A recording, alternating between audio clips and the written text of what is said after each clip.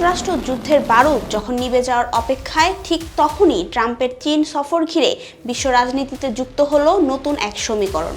বিশ্ব রাজনীতির এই চরম উত্তেজনার মধ্যেই রণহুঙ্কার দিয়ে উঠল পুতিনের শয়তান খ্যাত বিধ্বংসী ব্যালিস্টিক ক্ষেপণাস্ত্র RS-28 সারমাত।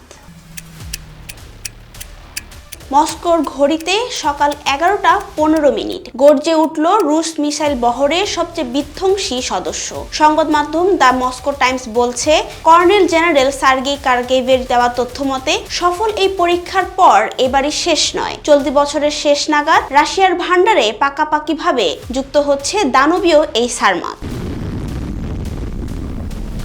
যে ক্ষেপণাস্ত্রকে বলা হচ্ছে বর্তমান বিশ্বের সবচেয়ে শক্তিশালী মারণাস্ত্র। কিন্তু কেন এই সারমাতকে নিয়ে এত আতঙ্ক?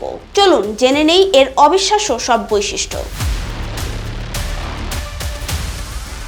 সারমাত একটি মধ্যম পাল্লার হাইপারসনিক ব্যালিস্টিক ক্ষেপণাস্ত্র, যা 35,000 কিলোমিটারের বেশি দূরত্বের লক্ষ্যবস্তুতে আঘাত হানতে সক্ষম।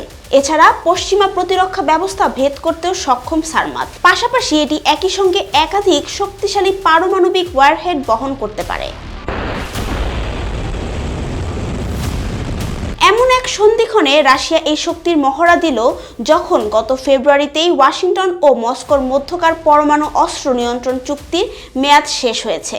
দীর্ঘ 1.5 যুগ ধরে চলছে পুতিনের এই মারণাস্ত্র তৈরির চেষ্টা, যা 2026-এ এসে গর্জে উঠল। তবে কি এই দূরপাল্লার ক্ষেপণাস্ত্র পরীক্ষার আড়ালে পশ্চিমা বিশ্বকে বড় কোনো যুদ্ধের হুঁশিয়ারি দিলেন ভ্লাদিমির পুতিন? কি বার্তা লুকানো আছে এই পরীক্ষার নেপথ্যে?